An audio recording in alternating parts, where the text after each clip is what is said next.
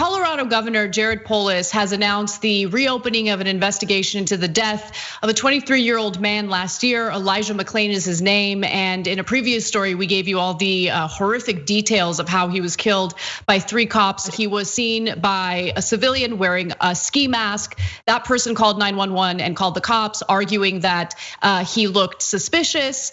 That's when the cops showed up, and unfortunately, things escalated to a point where they put him in a chokehold, and later a medic showed up and injected him with ketamine. He was dead a few days later, but was already brain dead by the time he made it to the hospital. Now, luckily, the governor has called for an investigation because last year, the district attorney, Dave Young, decided that he would not pursue charges against the cops who did this.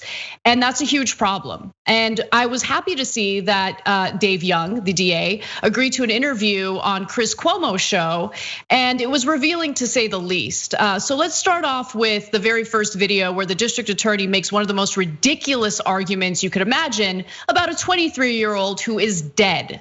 Take a look. Marijuana and ketamine. Based on speculation. Speculation, you could have investigated more. So you're saying if a pathologist doesn't give you a home run, you never go forward with a case? And by the way, there was no injuries to him whatsoever. He's no dead. Serious. He's dead. Yeah, if you want to say the forensic pathologist doesn't know what he's doing, you could say that all you want. No, that's what you're saying to get away from my question. You're saying there are no injuries, the guy's dead. So clearly things happened to him that were wrong, Mr. DA. Yeah, he's got a heart that's got a very narrow valve, an aorta valve, and he probably most likely died from excited delirium, where he had a heart attack. So Cenk, the DA argues that McClain had no injuries, even though he died because of that incident with the cops. So how can you argue that there's no injuries when he's dead? And I want to give Cuomo credit because he did hold the DA's feet to the fire throughout that entire interview. Yeah, Cuomo did a great job there. And so in terms of the DA, it's incredibly callous. Look, it's one thing to argue. Look, I'm stuck here. I want to charge someone in his death because obviously he wouldn't have died if he had not had that encounter with the police. But I'm not sure if I can charge the cops or the paramedic who did the ketamine, and the medical examiner report puts me in a tough spot. He's giving half of that argument, but that's the only argument he can make. Everything else he's saying is monstrous.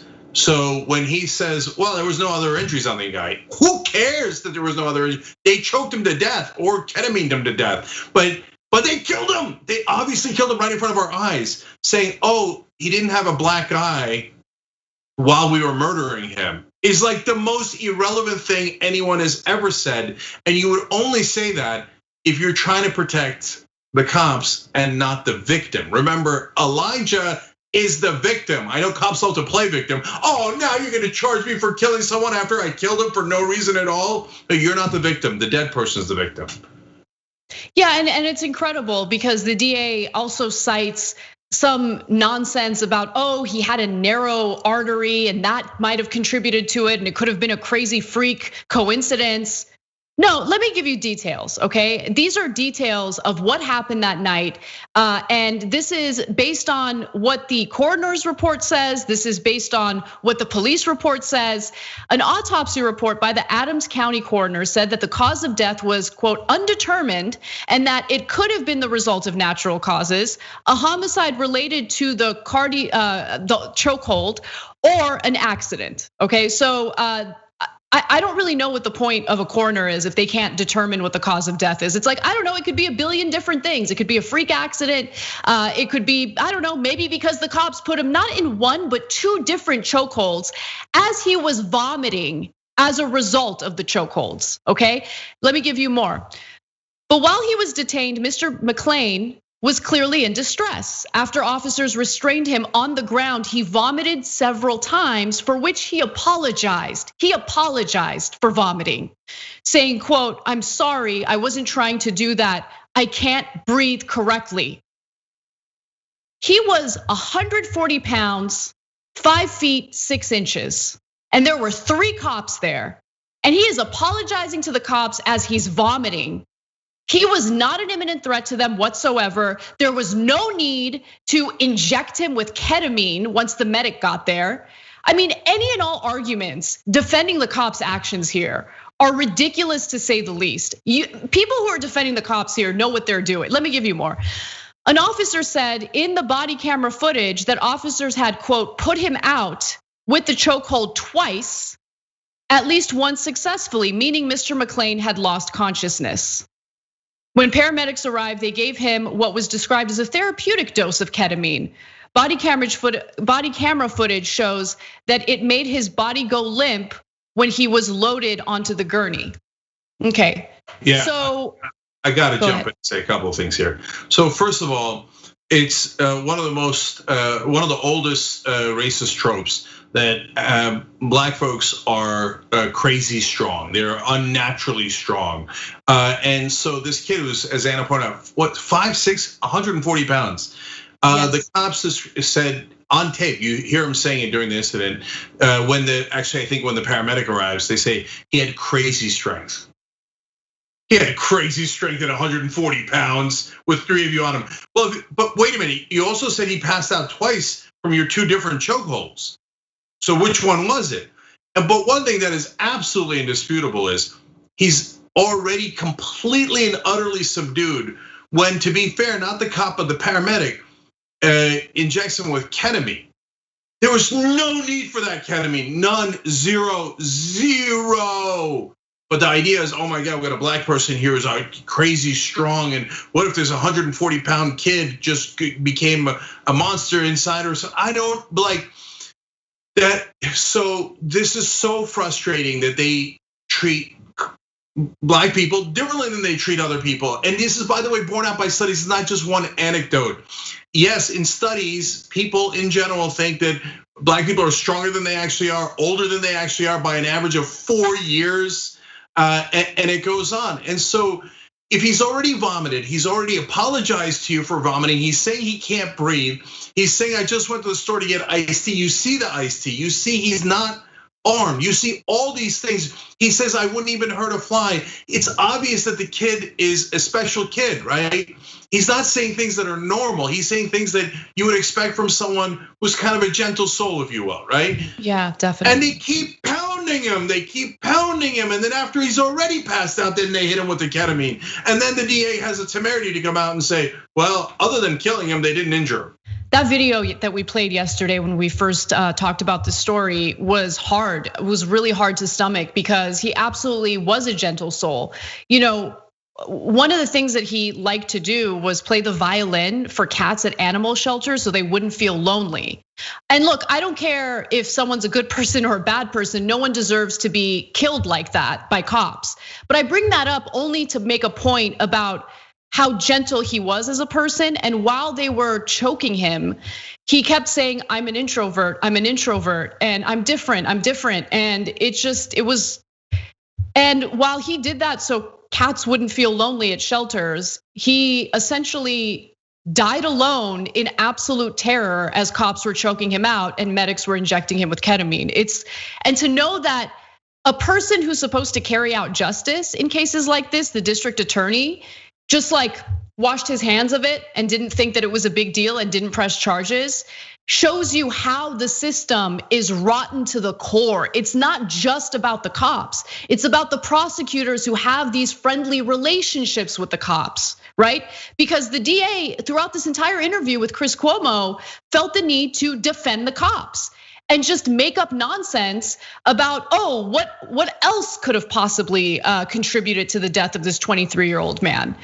All right, I wanna go to this next video because here Dave Young makes the argument that he couldn't prove the case if he wanted to try. Take a look. I have to prove beyond a reasonable doubt that the actions of those officers killed Elijah McClain. What if you could just show that it contributed to it? And that forensic autopsy report and the forensic pathologist who indicated to detectives that this young man could have died the next day by mowing his lawn. How do I overcome that? I do not see that in the report anywhere. He did not say the guy could have dropped dead mowing his lawn the next day, not in any of the stuff that you offered. You still have to prove that they caused his death by their negligence acts. But you don't think the choke had anything to do with why he died? There were no injuries to his neck. The man was alive after that happened. But then why do you think he died? Well, that's the question that we don't know. And in my business, I can't take a case to court that we don't know the answers to those questions. No. Let me just be super clear. Dave Young's a piece of crap, and so he could have died the next day mowing the lawn. No, that's not true. The coroner never said that. You made that up. That's you dismissing it like, who cares? He could have dropped dead the next. He's 23 years old. He had no health problems. This total nonsense, a total utter lie to help his cop buddies. Because when us regular human beings that have empathy watch that tape, your heart breaks into. It's so obvious they shouldn't be attacking the kid. And the DA watches that and goes, attaboys. Who cares? I don't see anything wrong. So look, as a society, let's make a decision, okay? By the way, just to be, this is very important on a technical point. The coroner actually said that his carotid artery was partially blocked and that might have led to his death. It wasn't partially blocked for no reason. It was partially blocked because they just did the chokehold on his carotid artery twice until he passed out twice. And then the DA turns around and goes, I don't know. I mean, maybe it could have been through mowing the lawn. What do you mean you don't know? And by the way, Cuomo with another good question there. It's not binary. You don't have to say, murder one or nothing. You could say negligent homicide. There's a lot of different variations, and you could say what they did contributed to death and charge them on that. You could look. You should definitely look at the paramedic as well who did the ketamine. So he doesn't want to do any of that, and we as a society have to decide: is it that those cops acted in a way that is completely out of control, and they were not taught that, and they're just brutal maniacs, or did we teach them to do that? And so I get it if the cops say, hey, listen, man, you did the training on me. You told me to choke out people. You told me black people were more dangerous. You told me all these things, and then I go and do it, and then you arrest me. So then don't tell them to do that stuff. But it's not. In this case, sorry to interrupt you, Cenk. Tell them to do that. We do tell them. No, we do. Use excessive violence at every turn. No, I'm not denying that the training is a problem. I'm not denying that at all. But one of the details of the story that really stood out to me was that the cops reported his weight as 80 pounds heavier than he really is. And the reason why I bring that up is because it's the perception that they have of black people, right? It goes back to what you said earlier about how they perceive them to be bigger and stronger and more dangerous than they are. And so there is a bias there that's very real that needs to be addressed. There's a problem with the training, there's no question about it.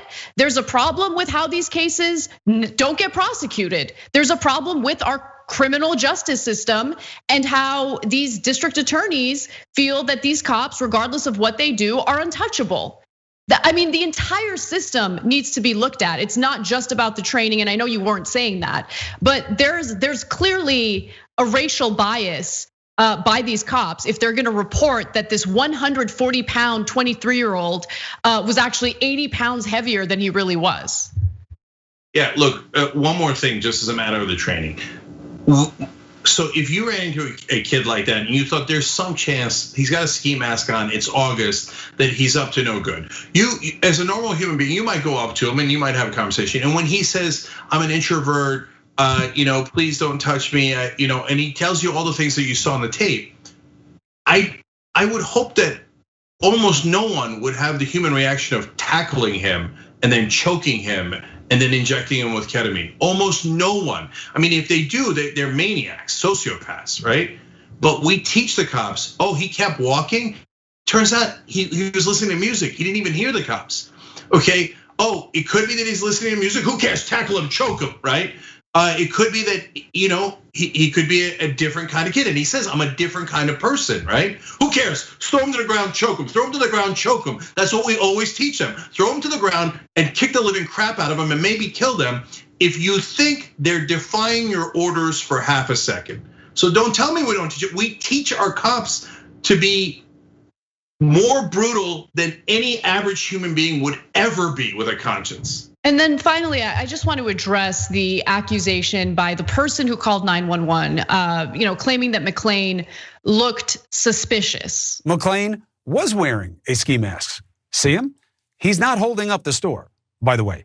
The video makes it clear he's standing in line and he buys his things, pays, leaves, has a mask on. Why? Why does he have a mask on? Because supposedly he had anemia and would sometimes get cold. So Cenk, I mean, he didn't look suspicious there, obviously. And I don't know, I just feel like if someone had just robbed a store, they wouldn't be calmly walking down the street with a ski mask on. But look, if you're a cop, your job should be to maybe ask a question or two before you decide to choke someone out to death. Maybe, I don't know, maybe that's a crazy thought. Look, to be fair to the person who called it in, the person clearly said, I don't think he's armed. He might be a bad guy, but he might be a good guy. They said that on the call, but the cops don't hear that. The cops hear, okay, we got a black guy. That's it. Don't listen to anything. Okay, so then you know what Elijah says? As the cops are choking him to death, he says, please look at my ID. I live right there. Please look at my ID. What do you want someone to do if they're presenting their ID to you? What else do you want them to do? What else do you want him to do to stay alive? I live right there. Here's my ID. I'm an introvert. What? He literally could not have said anything differently for them not to kill him. So look, you guys, I don't know if you're getting the depths of, if you're black, you're certainly getting it. It's not my role to tell you that. But if you're not, and it's still not resonating with you.